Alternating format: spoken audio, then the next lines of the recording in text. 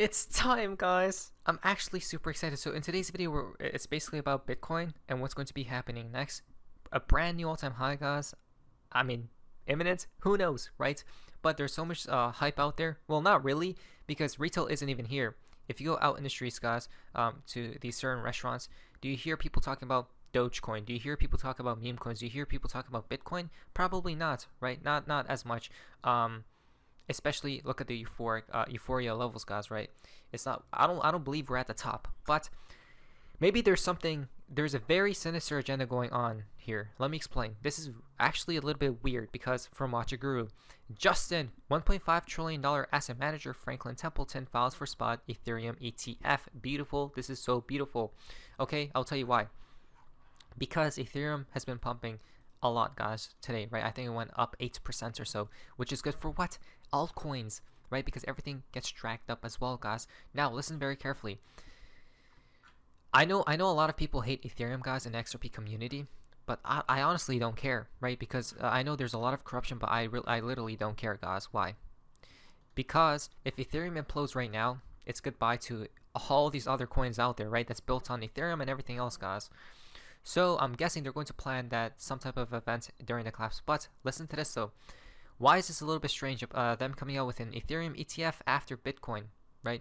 And I think it's going to be happening during May, guys, right? But there's a possibility right here. So here's a deadline. The first deadline, second, third, and then the final deadline is May, right? For these institutions, as you guys can see. So that's why I found very interesting, guys. The reason being is because one, these people are geniuses, okay, guys? So with Bitcoin ETF, it was by the rumor and then by the news events, a very rare occasion, okay, a very rare scenario to occur. But with Ethereum, my belief was from the beginning, guys, that this will be a trap with ETH, though, right? The reason being is because people are going to look in the past, guys. This is just speculation, 100%, so take it with a grain of salt. But they're going to look at Bitcoin and be like, oh, Bitcoin pumped after the ETF news, right? For months along towards the upside, guys. But with Ethereum, what if a black swan occurs during that month is the real question, right? Or around that time frame, guys. The last thing on people's mind, on the people's mind, guys, will be to buy Ethereum, right? So that's why this is very fascinating, guys. So I'll be very careful with this, but this is good news because people are going to be front running this ETF, guys, right? Very good news. It means we're probably going to be bullish for the next several months, guys, right? Up we go, hopefully, fingers crossed. Now listen to this, okay? Pay very close attention. Please like today's video, guys, and share. If you guys haven't already, please subscribe as well. Remember, this is for free, right? I don't need to make these videos, but I choose to, guys. Why? Because I want to stay ahead of the curve, right? And it helps me as well to try to concise the information, guys, and try to be on the right side of law and history. Now listen to this though. On my previous video, we talked a little bit about CPI.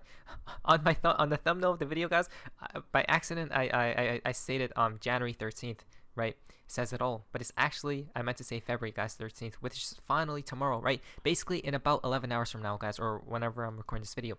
Now, about 12 hours or so, basically tomorrow at 8:30 a.m. Eastern Standard Time, guys. Wow. So today, am I going to stay up for that as well? I don't know. I have to see, guys. Is the most important date ever, right? The next one after this will be the FOMC meeting that's taking place March something, guys. March 20th, 21st, or 15th, or somewhere around there, guys. This is one of the most important dates ever. I'll explain why. Because first up on Tuesday is the January Consumer Price Index. Inflation numbers are coming out tomorrow. The most common measure of inflation, the CPI, is expected to have fallen to 2.9% annually from 3.4%, while the core CPI, excluding food and energy costs, is forecast to have declined to a 3.7% rate from 3.9% in December, guys. Okay, this is very important. Listen very carefully.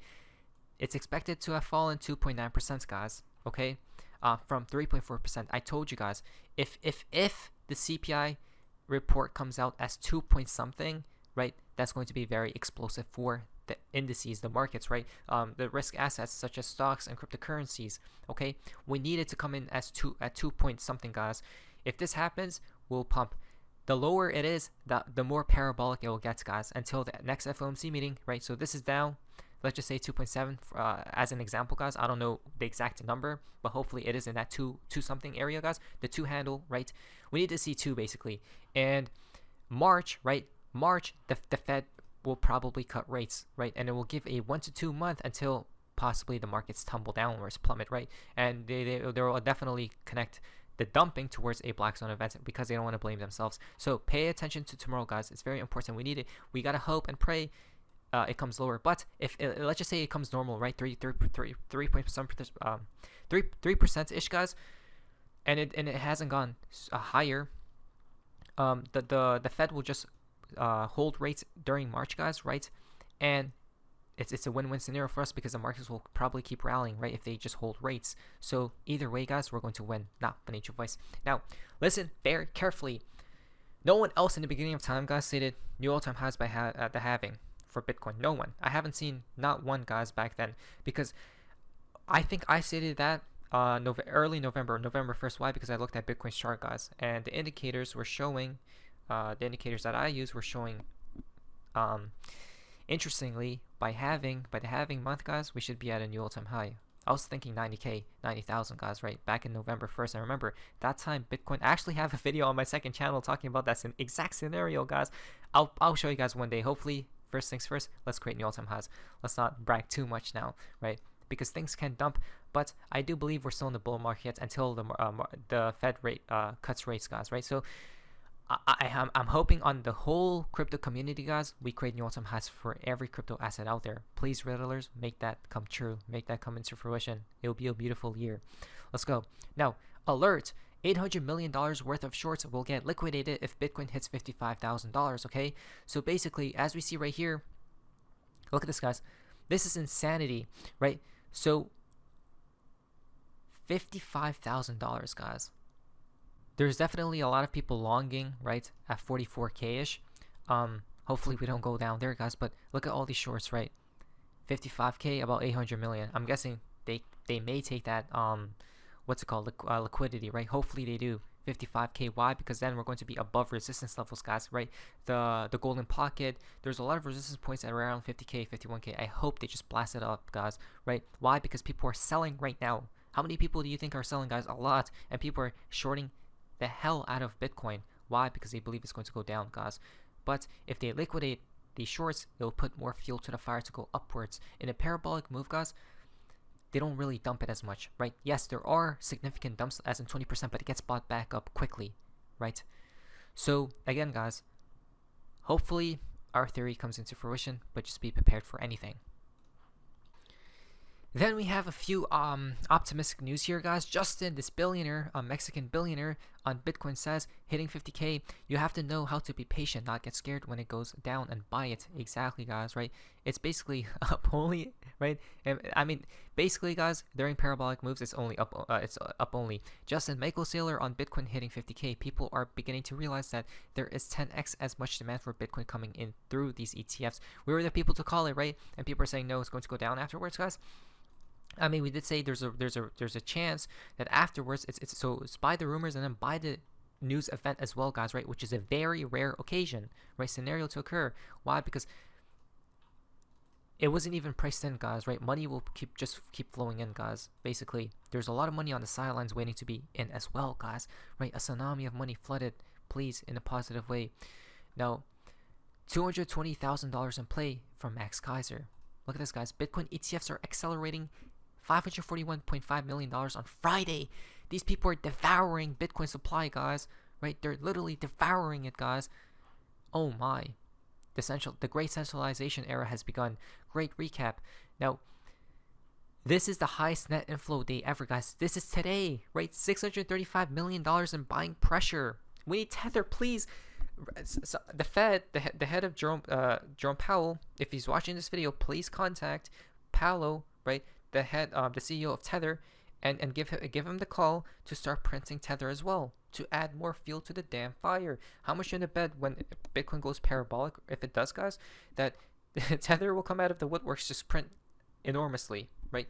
Like no tomorrow, guys. Look at that. It's just Bitcoin ETF net inflows plus 12.7 thousand, guys. Bitcoin, they just gobbled up. I'm so happy, right? Because now everyone's starting to become happy, guys. And remember, this is all happening while LOL, laugh out loud, guys, because and retail's still completely sidelined. They're too scared to buy. Not financial advice, right? Exactly, guys. The media is shush shush, but wait, why? They're going to go rampage on a rampage spree, right? On a ad spree for Bitcoin and all these cryptos when Bitcoin creates new all-time highs, guys. But that's when you need to be careful, right? Especially around if around the same time that the Fed cuts rates as well. Insane. Reminder, Hong Kong is getting ready to list the spot Bitcoin ETFs as well. We are just getting warmed up, guys. Look at this, right? Everyone, the Asian markets are coming in as well, guys. All this money, I'm so excited.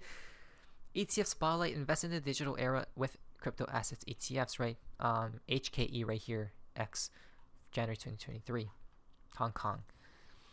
And then I don't know which institution this may be, but Hong Kong firm target spot Bitcoin ETF launch in first quarter. There you go, guys, right? So this quarter, interestingly, beautiful. As well, big breaking, Subway allows Bitcoin and crypto payments in Berlin, Germany, guys. It just keeps getting better. Giant Bitcoin float spotted at a carnival, guys. Look at that, right? Beautiful. Now, quote unquote, we are deviating from the 4-year cycle, end quote. Shocker. Who was the first people to say it, guys? I'm not saying anything, but the first ever golden break before halving, guys. We are deviating from the 4-year cycle. You don't say, guys. Look at this. Each time we broke this Fibonacci level after the halving, but now we did it beforehand. Why? Look at stocks. It gets delayed, right? With cryptos, but it's time. Demonic mode incoming, guys. Significant acceleration to Bitcoin halving reported today, jumped down to April 8th. Isn't that fascinating? The same date as the solar dam eclipse. Interesting. ETFs are buying 12.x more Bitcoin per day than Bitcoin network can produce, guys, right? Which means ETF equal more demand, halving equals less supply. Less supply, 1 + 2 = 3. Right after the black swan occurs, if it does occur, guys, not financial advice, just speculation, then we're going to pump again because the Fed will come and save the day, hopefully. Now, Bitcoin weekly currently, and then plus as well this, right? So there's a lot of game theory that comes into play, right? Mechanisms. Now, Bitcoin weekly currently testing the last major area of resistance before all-time high, guys. Look at that. We need to break above this $50-something thousand level, guys, right? We need to, hopefully they just pump it, please. Melt the disbeliever faces, guys, right? Now, maybe this can give us a push upwards, the momentum. MACD crossed up on the 3-day. It has been 100% accurate, guys, right? We have seen higher prices when that occurs. Not to mention, look at the fractal, right? It's literally the same thing, guys, from the 2021 run to 60-something thousand, 69K, right? Look at that. Up, pump to like 50-ish K, guys, right? 50K right now, consolidate and pump again up to new all-time highs, 80K. Let's go, please. Not into LA wave, all good. Plenty more clues on Bitcoin is being sent to new highs, guys. Look at that. I'm about to cry, guys. Wow, right? All these charts are showing the same exact thing. New all-time highs incoming, guys, right? Everything, guys. Look at this. This chart confirms our theory, possibly. We pump until April, May. What happens after dump because of a black swan, and we buy back in afterwards, right? Look at this. We just reclaimed this support line, right? That was resistance, now turned into support. Hopefully it turns into, and we pump out, guys. Beautiful. There we go, guys. Not financial advice. Let's see what happens. I'm super excited. Let's go. My name is Don't forget amazingness. See ya. Alt season next.